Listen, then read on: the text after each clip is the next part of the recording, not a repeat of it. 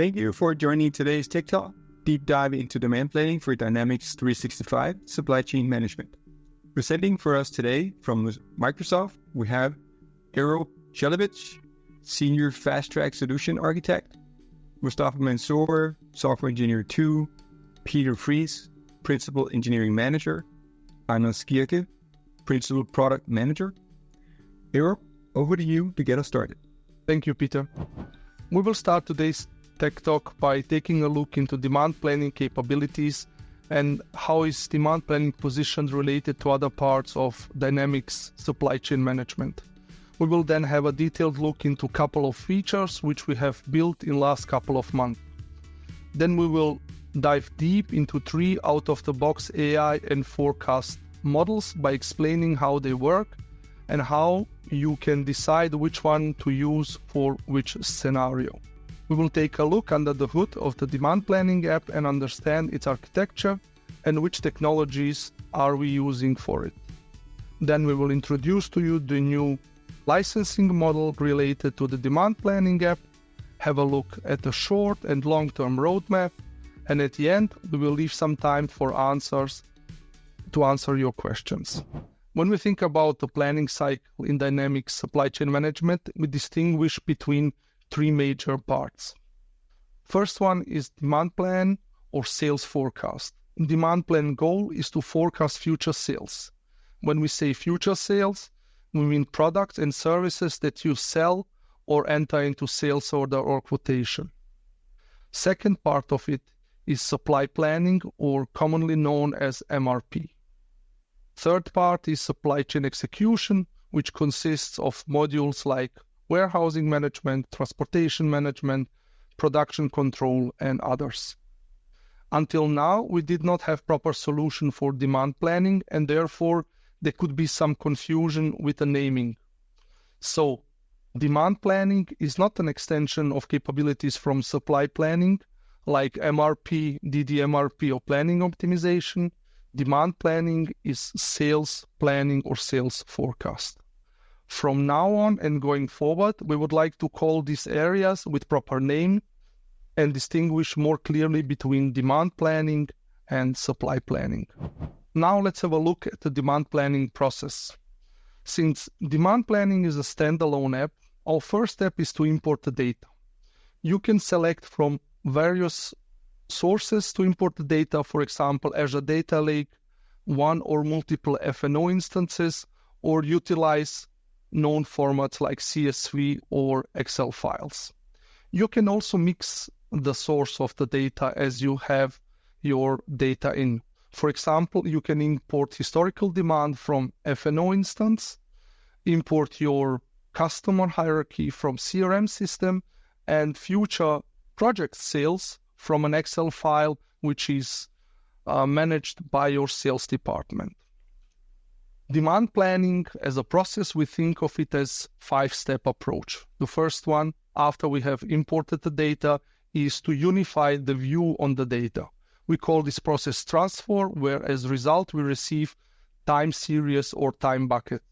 These time buckets can be selected in daily, weekly, or monthly time bucket.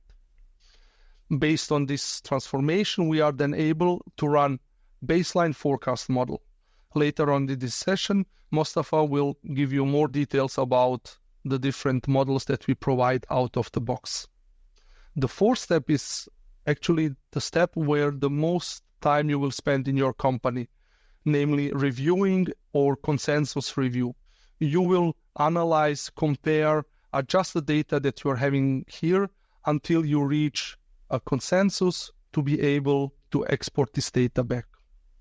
Export of this data can be either again to some third-party tools like Azure Data Lake, or you can import them back into F&O.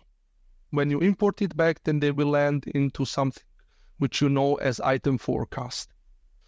Coming into F&O, then we can consume them by the supply planning process, where the MRP run can go and create planned orders. The next step of planned order is firm them and execute production, purchase, or transfer orders in the system. At the end result of this execution is that you will have your sales order and shipment of the goods to the customer. Again, this data will be used as input data for the next cycle of demand planning. Demand planning is a repeating cycle. In every period, you will do all these 5 steps one after another. And whatever you are forecasting now for the future, at one point in the future, it will become your input data as historical sales or historical demand. As mentioned, the 4th step of planning, called review, is the most significant one. It's the one where you will spend most time. This is why we have built different capabilities to make it easy for you to collaborate. First capability here is the option for tracking changes through versioning of time series, similar to the experience that you know from Office applications like Word when multiple people are working on the same document. Second capability is for commenting. You have here 2 flavors. One is commenting on overall, on the whole time series, or commenting on a specific cell. Mostly discussions about planning are happening on a specific value, on a specific cell. Therefore, commenting on cell level is very welcome. Third option to collaborate here is to utilize Teams as a chat client. We have embedded Teams into our experience so that you can invite and collaborate with people who are normally not part of your planning cycle, like plant manager or purchase manager.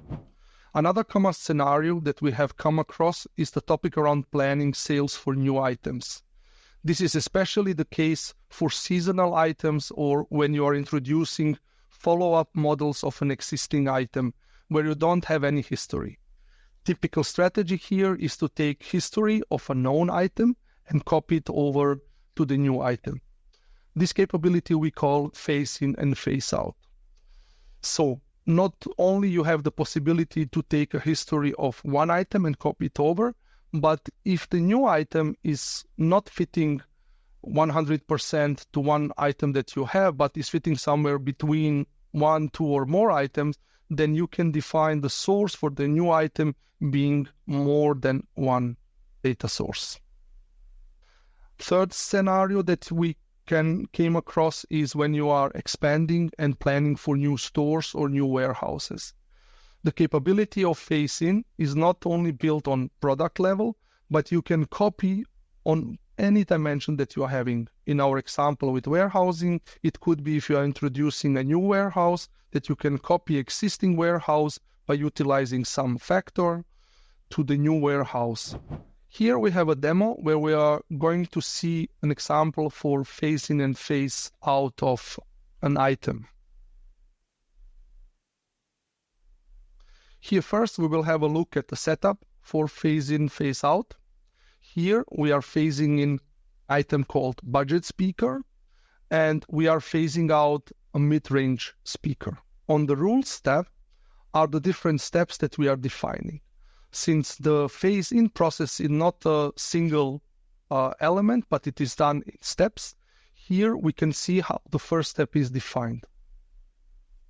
So we define here the start date, the end date, what is the rule type, being it in our case phase-in, what is the uplift, in this case 20%, and from which item we are copying to and applying it to which item. Then we repeat this step multiple times by changing the start and end date as well as factor from 20, 50, 80 to reach 100%. And in the same time, we are phasing out an older item, mid-range speaker, during this process. Now let's have a look at the result of this action. Here we have a time series where we are displaying our 2 items. Here you can see the green graph is showing the new item that we are introducing, where in the first 2 months we are having 20%, then 50, 80, until we reach 100%. The purple one is showing the item that we are phasing out. Down in the table, you can see from January on, when we are finishing phasing out, this item, the old item, will be in the time series with 0 value. We have built demand planning app to scale based on your need. Peter will give a detailed architectural overview later in these sessions. On the right side, here you can see a snapshot of the different import sources that you can select, which is based on the Power Query library. Another option to extend demand planning app is by doing so for tables and columns without any need of developing a code, because everything is done from inside the UI. Another important feature of the demand planning app is the capability to slice and dice on the fly based on the dimension that you're having here. You can aggregate and disaggregate in real time without the need of predefining views, time series on different aggregation level. Very common ask in the sales forecast area is the possibility to limit access of different salespeople to see and edit only items which are in their region, for example. This capability we call row-level security. Here I have a demo about row-level security where we will be defining access for another user to see and work only for items for one specific warehouse. Let's check out the setup for this one. So this setup we call Store 1 Manager. Then under condition, we define one or more conditions that are applying here. In this case, it is the warehouse location name equal to Store 1 US. Then on the user, we define one or more user that we want to apply this condition. And here we can define what this user can do with this data, edit or view. If we now look at the result on a specific time series, then here we have a view of a manager which does not have any limitation. He has access to all the data, all the dimension values, so he sees values and data for Store 1, Store 3, Store 4, etc. Let's have a look at the other user, Jamie, by opening the same time series and comparing the results. In his case, he sees only the data which we have defined in the rule, namely only the warehouse location being Store 1. Without doing any additional filtering on predefining any time series, by just defining the rules, we can limit the data that this person can see. Now Anders will tell you more about our investments into Copilot areas. Yes, thanks, Errol, for that. Yes, so one of the things that we're really focusing on is to make analytics available for the demand planners. So we have today the chart, which gives a nice correlation on the data for the time series. And we also have the grid where we can do different kind of formatting and so on to help the user see if there's anything that is of specific urgent to actually correct or be alerted to in the forecast on the detail level on the different planning dimensions. But by using Copilot and introducing Copilot, we can actually build an active search based on different capabilities and different metrics that again can traverse massive amount of data and at the same time come up with a very user-friendly text written, potentially also with table and graph soon, so we can present a specific ask on the massive data in a very condensed way, which is easy for the user to actually understand and thereby take action on. And for now, we are using Copilot. It's in it's a public preview. And right now we have one question, which will look for shifts between two consecutive periods. So let's run the video, and then I will also talk about what is coming next here. So here, the way we have done it is that on the graph itself, every point on the graph, on all the different kind of graphs, so this could be a forecast, it could also be a financial impact assessment of the plan graph that we are looking at.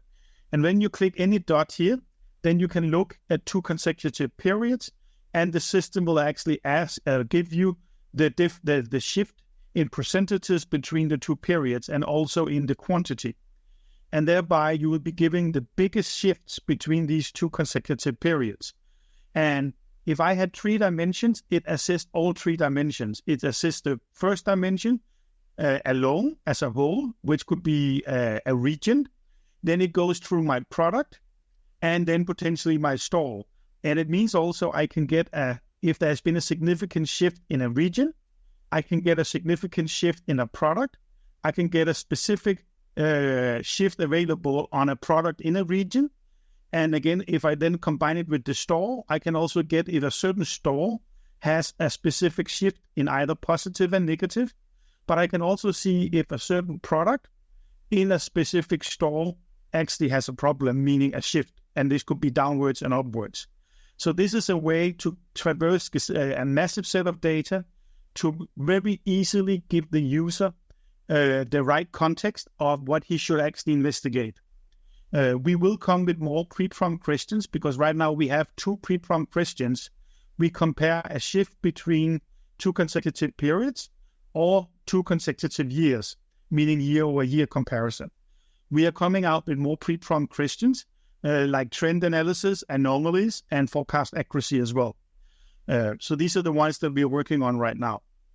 And that will give the user, the planners and the managers, again, a very much more intuitive and interactive analytics on top of the plan. And hopefully it will help them also make sure that they're doing the best edits to the plan. So this is some of the things that we are working very hard to do with using Copilot. Of course, our aspiration is that once we are getting better, that we can actually suggest changes and thereby also potentially going forward, let the system do the changes. Thank you. I will hand it over to you, Mustafa. Hello, everyone. My name is Mustafa, and today we will dive deep at the existing outlier removal algorithms in the demand planning app, forecasting models, how they work, and finally, when to use what. So with that being said, let's dive into it. First, the outlier removal. The 2 current methods which you can use for pre-processing and removal of anomalies and outliers from your input time series are STL and IQR. STL stands for Seasonal Trend Decomposition Using Lows. We will talk about what lows is. And IQR is an acronym for Interquartile Range. Essentially, STL decomposes the time series into 3 components: trend, seasonality, and residuals. A residual is basically the raw time series after removing trend and seasonality from.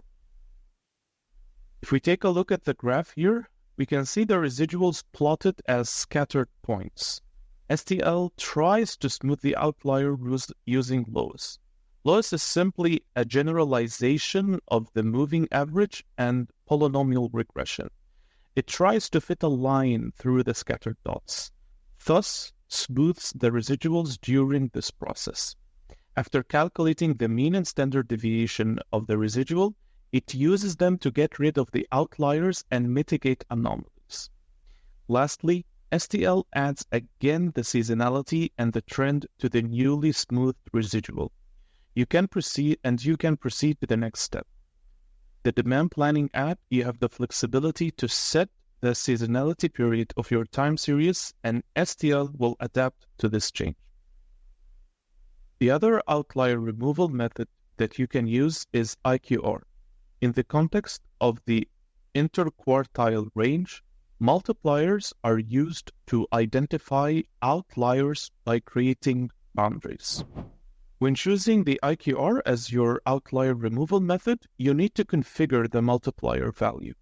A high multiplier increases the range within which data points are considered non-outliers. This results in having a more lenient definition of your boundaries and include more points. Thus, the IQR method will be less sensitive to variations in the time series. A low multiplier, on the other hand, decreases the range within which data points are considered non-outliers. That means you get stricter boundaries and more data points will get removed and discarded. To calculate IQR, we first need to find Q1 and Q3. The Q1 is the 25th percentile and Q3 is the 75th percentile of the data. And here, by data, we mean the quantity sold in your historical sales data. Then the range is calculated as shown in the slide, and anything that lies outside of the lower and upper bounds is considered an outlier and it gets removed. So which method suits your business case? Well, if we took a look at the IQR, it's highly suitable for general purpose outlier detection in any type of data set. It's ideal for time series data without strong seasonal or trend components. As IQR is purely statistical, it is faster. And an example of when to use IQR is if you want to detect outliers in financial transactions or sensors readings. On the other hand, STL is best used for time series data with clear seasonal and trend patterns. It is ideal for applications where distinguishing between normal seasonal variations and true anomalies is crucial. Example of when STL is suitable is if you want to analyze sales data with seasonal spikes, or temperature data, or website traffic. Next, we will talk about the out-of-the-box forecasting models which exist today in the app.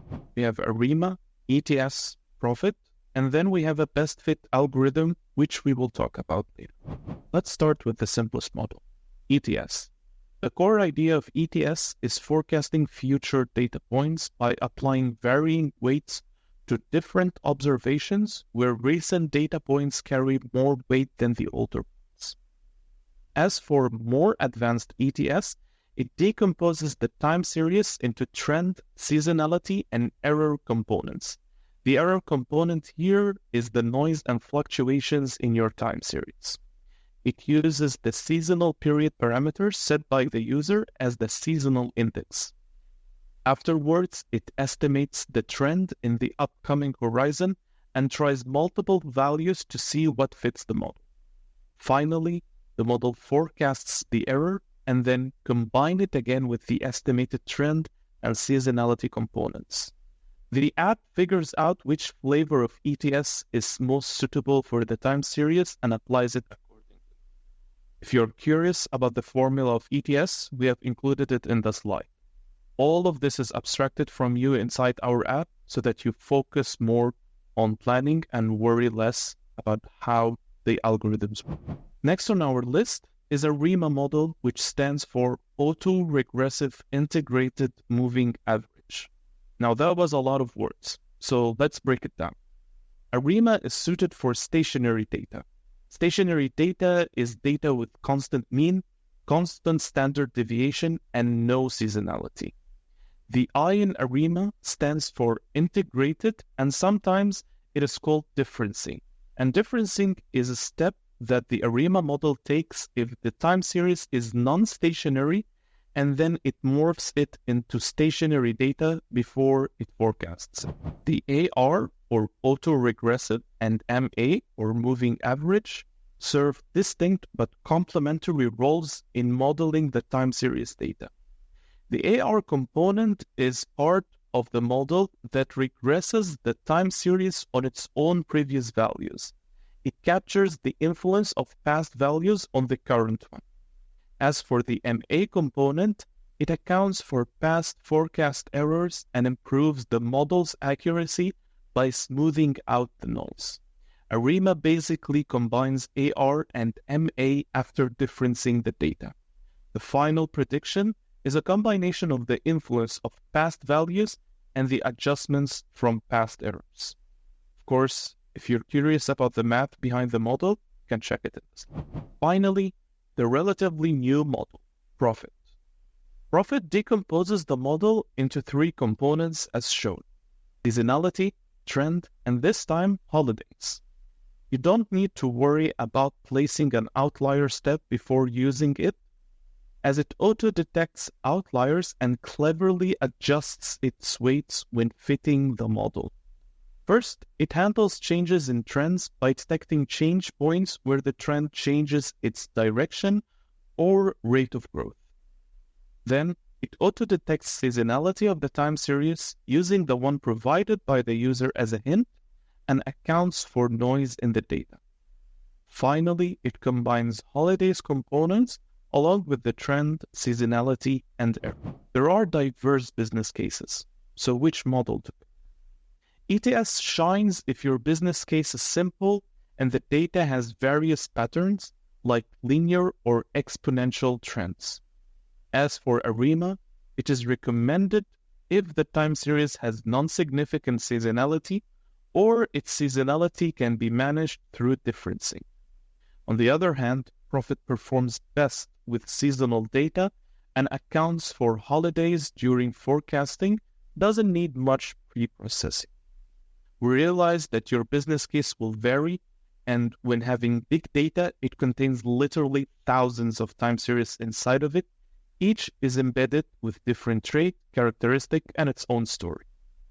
And every model is suited for different scenarios. So it will take time and effort to test all of this and cross-validate. Well, worry no more, because that's exactly why we have provided best fit. When choosing best fit, the forecast job run will try every forecast algorithm we have mentioned on every dimension in the input time series. It will then let them compete by comparing which has the lowest mean absolute percentage score, and it will pick the winner of that time series. This will save you setting up and comparing multiple runs with just one go. That's it for the forecasting algorithms, and now I'll hand it over to Peter, who will talk to you about the architecture. Thank you. So as Aero mentioned on one of the earlier slides, we support a number of inputs into the demand planning application. These inputs consist of Excel, CSV files. We support Azure Data Lake and third-party system. And all of these things are managed through Power Query, where the Dynamics 365 SCM is a native connector that we have directly in demand planning.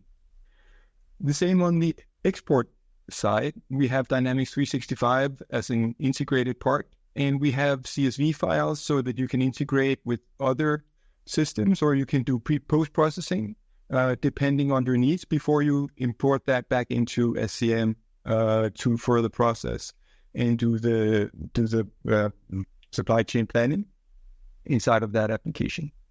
So to look a little bit more into how this actually works together, we're going to take a bigger, more insights into the platform and into the demand planning. So the demand planning application is installed as a Power App on Dataverse, and we rely on the platform with a number of components to leverage all the needs that we have for the application. So the integration services here consist of Power Query and the integrated connector for SCM. When that runs, that places the output of that process into Managed Data Lake, and then we consume that into our volume data stored. So could I ask you to go back? Thank you.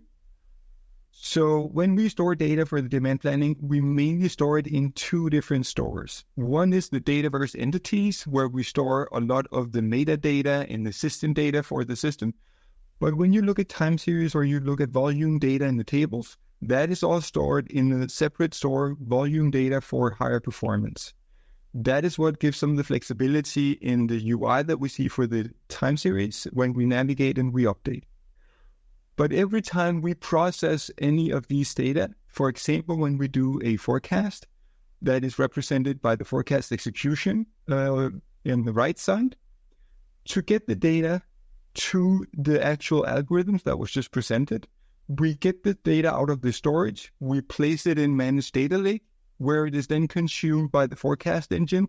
And again, it produces that output and places it back into Managed Data Lake, where we then consume it into our data store for further analysis and the UI. So this also shows how we are actually leveraging Managed Data Lake for various periods throughout the process for containing the data between the system. So this is a very integral part of moving data around the system for processing. When we look at the right-hand side for the custom Azure ML integration, that is a resource that is provisioned in the customer's own subscription. And also when you provision an Azure ML instance, it also needs a storage account, an Azure storage account, for the data going in and out of the managed Azure or for the Azure ML. It is the same thing that we do on both sides here. when we call from the demand planning application and we need to execute anything within Azure ML, first we place the data in the storage. Azure ML consumes it, does the processing, gets it back into the data storage, and we consume it back into our volume data store.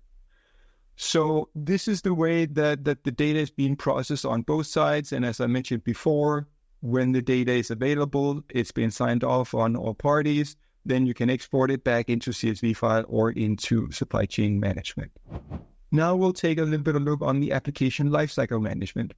So from an installation point of view, you can install the application from a Power Portal Admin Center or PPAC. It comes default installed on SCM environments with dual write. So that means that when you have your instances, it will already be pre-installed. However, there is no dependency on the actual dual write environment. You can install it on any Dataverse environment. And as it was also represented before, given the connectors comes from the demand planning application itself, you can connect one instance of demand planning to multiple SCM instances, depending on your need. This also enables you to have a test environment with demand planning. And if you need the latest sales data to do some tests, you can always connect to the production SCM instance, get the data to make sure you have everything fresh from the DB there. Regarding updates are available every month. It is visible on the doc site. We will share a link where we will update on a monthly basis what are the new things in the version that is coming out. Please bear in mind that when we do an update, the rollout takes approximately 2 to 3 weeks to roll out across all the different geographies that we support. After the update is released to all regions or all geographies, it is force updated approximately 2 weeks after it has rolled out globally. This is to ensure that any fixes that we do, any security things that we do, any new features that brings more value to the product gets into your hands on a regular cadence, and it also enables us to give the best performance and the best experience for the product. Regarding lifecycle events, so we support a number of these. We support enable and disable organizations, we support copy organizations, and we support delete organizations. So this means that if you have an instance of demand planning and you need to try out things, you can actually copy that organization and you can do tests, and when you're done with it, you can take it down afterwards. So this was a few words about the application lifecycle management. Thank you, Peter, for that. Yes, I'll talk about licensing because the demand planning application will be under a new SKU license that we have shipped, which is called Dynamics 365 Supply Chain Management Premium. And the reason why it's called Supply Chain Management Premium is that this SKU may be used for other apps in the future as well. And my Supply Chain Management Premium and the whole concept of premium SKU may not be new because the finance of Dynamics 365 Finance and Finance Premium is all the same pattern we are following here. And the list price is $300 per user per month for using these premium SKUs. The entitlement you're getting with the premium SKU is that you, of course, get a license to the standard SCM, plus access to demand planning and full access to demand planning, and you will also get some additional capacity on your Dataverse. I don't want to go in more details on these specifics in detail, but the whole idea is that you're users of the demand planning application, and we have 2 different roles in the demand planning application.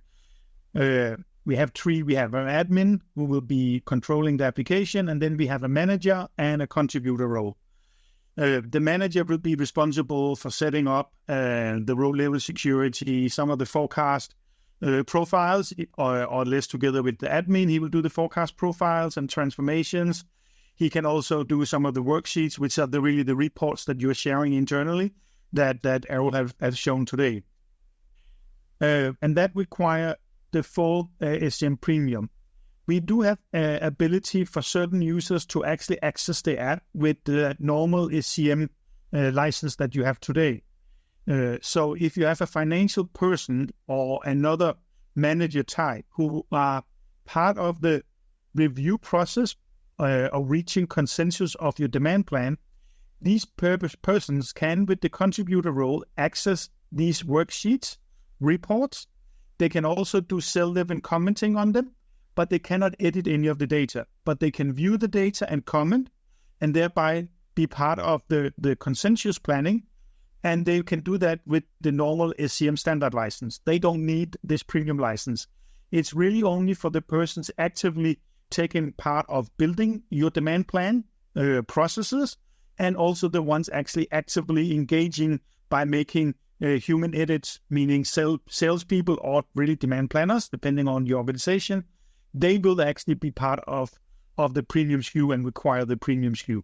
So again, it's not everybody accessing the apps that needs the premium SKU. I also want to highlight that at this point of time, the app is not enforcing the license. We have extended the period until 31st of July, where we don't require SCM premium licenses for the users accessing the apps. After 31st of July, you will need to either buy the license, or for partners, we have something called partner sandbox licenses, which will be available.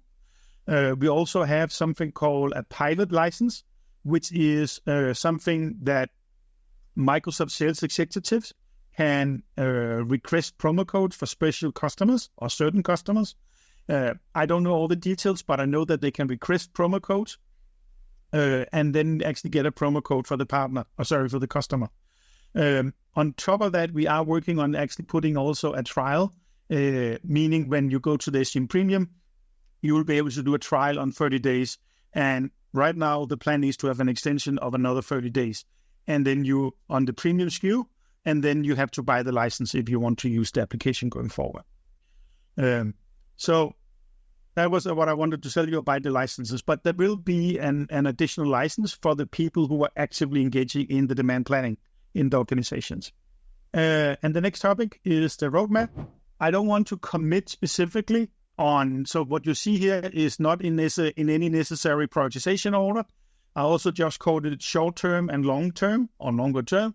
I haven't put what short-term means. Some of this, the idea is that we will continue on monthly releases, and we will put in features in each of these monthly releases. So we definitely have a plan what we want to deliver. One of the things that I want to highlight that we're looking at is, of course, as I mentioned earlier, extending the Copilot pre-prompt questions. So you get more analytics capabilities within the application on your forecast, which means you will take better decisions of making your human interactions with the plan. So that's one of the key things we are working on right now. We are also working on something we call context-aware insights with Copilot. You know today that if you've seen the app, there is 3 metrics in the top of the worksheet. We are working on making that actually based on Copilot calculations that are done in the backend, which means that we can actually show a lot of insights. Whenever you open the worksheets, we have already pre-analyzed your data. So you don't have to actually engage and ask for it, but we have actually pre-analyzed it, and we will put the matrix up there in this context-aware banner. This is also something we are working on right now. Then we're working on, one of the key things that we're working on also right now is to extend with additional models in our forecasting, so they can actually handle external signals, like an inflation percentage prediction that you're getting in your country from your statistical office, or it could be a certain industry index. It's also very common. We have customers that they believe they have some sort of a weather signal they want to validate. It could be sun hours per month.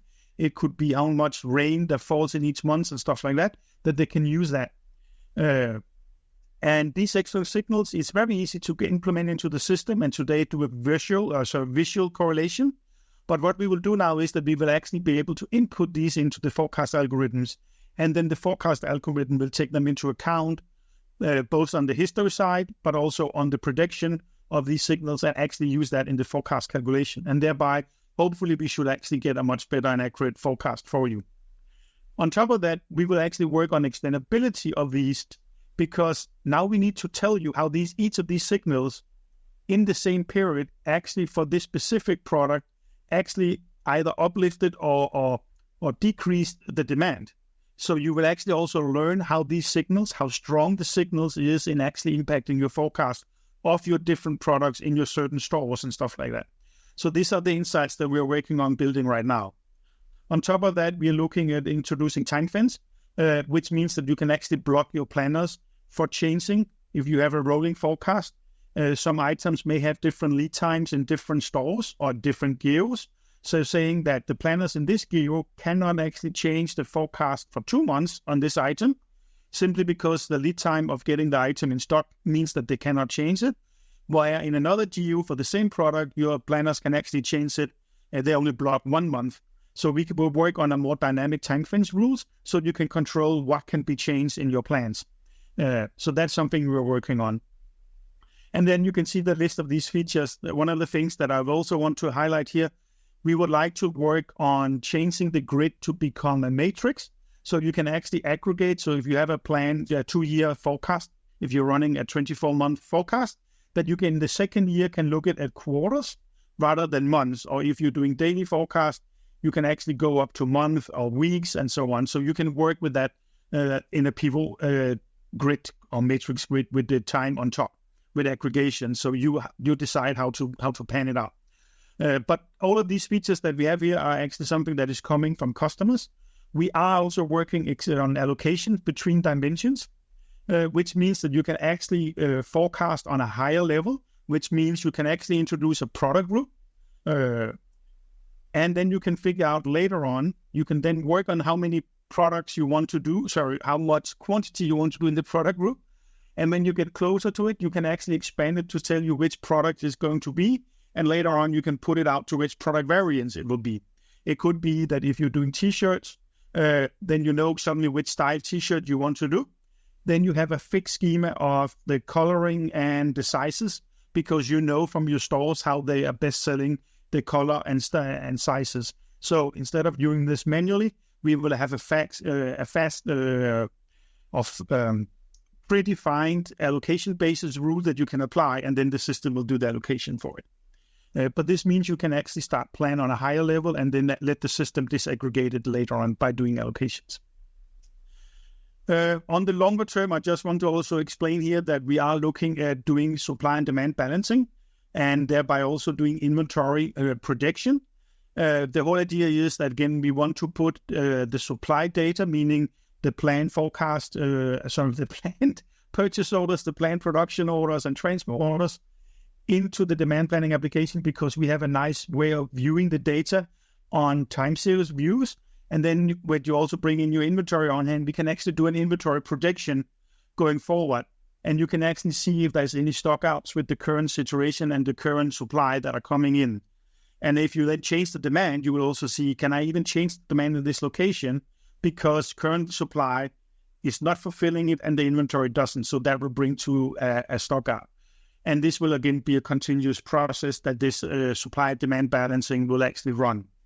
We want to go into more SOMP together with IPP and others. We want to actually be part of a bigger SOMP process. And finally, we want to do a planning agent, which means with a lot of the insights that we will do in the first is we will come and tell you where the detection of issues is in your plans based on different time series analytics, like shortages and so on. And accuracy problems between your actual sales and your forecast, because if we actually see that there's a big difference in your actual sales, we can predict that your forecast is not matching that trend that we have seen in your actual sales, and we can even detect how much the accuracy is off, and we can then suggest you to change your demand plan and actually run a new supply plan, because if we will continue with this trend up, you will run out of stock simply and cannot fulfill the demand. So we will work on more planning agent where the system itself on the thing that we can detect can also suggest the solutions and potentially do the changes automatically. So this is a little bit about the roadmap. And again, there's no specific, I've mentioned what we're working on right now, and some of these we are working on. There's no deadline on when we will ship them in the product. But we are definitely working on some of these more advanced capabilities in the demand planning as well, plus Copilot. Here, I want to just tell you a little bit about some of the additional resources we have on top of this tech talk. So we have documentation in the SCM docs, where you normally find your docs about the whole SCM product. There is a whole section of demand planning. I encourage you to go and read the documentation. We keep updating that, of course, when we add new features. We have a very popular Yammer group that we're using. We try to be very active. We see very active customer and partners engagement there as well on a daily basis. So that's really great. We are also publishing surveys. We are publishing pictures and videos and so on, and also about news about what goes on in the demand planning if we are doing anything. We use both the Yammer group and also LinkedIn often to get and advertise for events. One other thing is there's also some hand-on labs. So we did a workshop in Denmark and in Redmond. Redmond we did it in February. The hands-on labs that we did there, where we actually had customers and partners in for a 2-day workshop, these hands-on labs are available in the Yammer group. I just made them aware out in the in the right pane in the network resources, so it's much simpler to find these hands-on labs. But this is really step-by-step guides how to do different actions in the demand planning application. We have done a previous tech talk with some of my colleagues, Errol and Beatrice. I also encourage you to go and read that. That focus more on how you work in the worksheet, how you build a worksheet, how you can disaggregate and change the numbers in it. And finally, we also have tutorial and videos within the application and guided tours where you can also learn how to use the application. Thank you very much, Anders. So now for the QA. So we have a lot of great questions. So starting out with one, so will the best fit model partition data according to dimensions? So if profit works better with some dimensions and agreement with others, will it both apply both appropriately? And so I will take this first one. The answer is yes.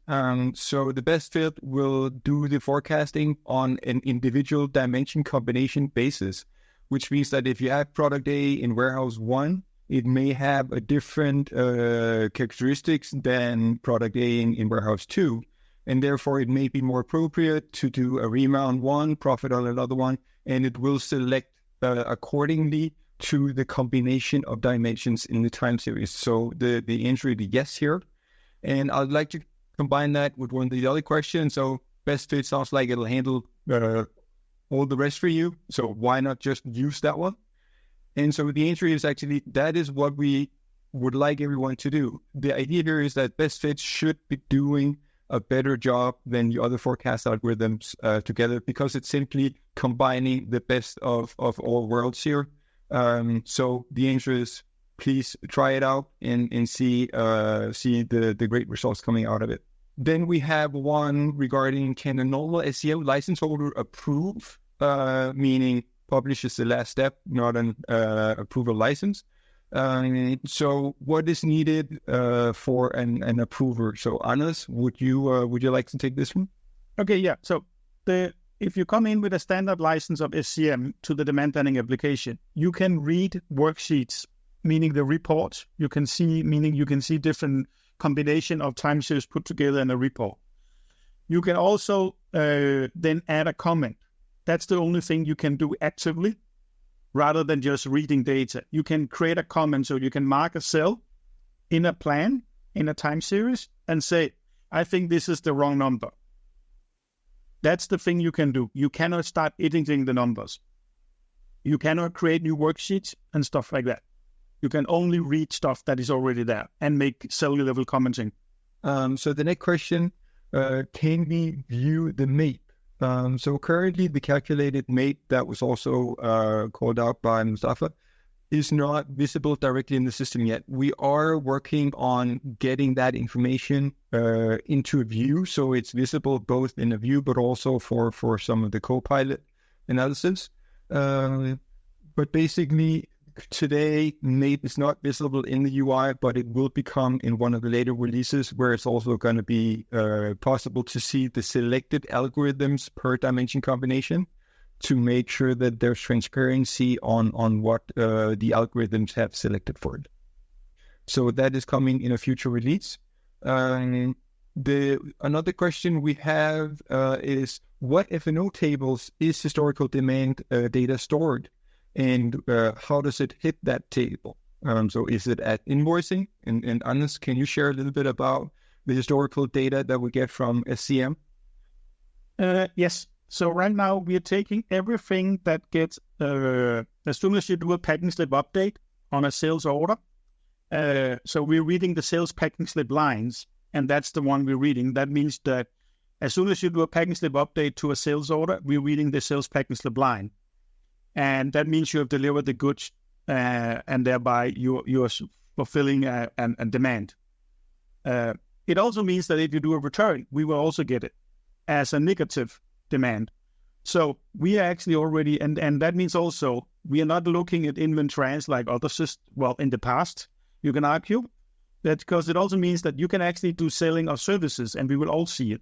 So if you have an item that you're selling and it's type of service, not an inventory stock item, it will also be part of demand planning. And you can also plan selling services to machinery and stuff like that, which is a physical item that you may produce and sell. So if you sell service hours, that's actually also part of demand planning. Plus the return orders is part. So again, if you, let's say retail, and you actually sell a lot of stuff up to Christmas, and you know that a lot of people are actually returning it in January, we will actually know that and can actually forecast that you will have a lot of sales up to Christmas, seasonality-wise, and also that you expect to get a lot of the stuff back again in January. So you don't actually have to buy more stuff for January, because we already know that that demand will be covered by what is getting returned and so on. So because we're using the sales data rather than inventory data, we will actually also have more item types to cover. Plus we have better insights to returns and stuff like that as well. Perfect. Thank you very much, Anders. We have one also on how does this solution compare to the previous capability called demand forecasting? Anders, would you like to call out a few words on this? Yes. So some of the few ones here, and there's a lot, so it's a little bit much to cover, but I will do it very quickly. We can do holistic planning across your legal entities. So if you are an enterprise that has multiple legal entities, you can do holistic planning. So that means all planners have one source of truth for entire planning within the planning application. And you take decisions on changing your plans on a holistic planning. And then when we go for supply planning and put the data back again, we put it into the right companies and the right forecast models, so you can run your right MRP in each company. But it still means you do holistic planning, which has been a request we have had for a long time. On top of that, we can actually also work across different ERP systems, which many of our customers have.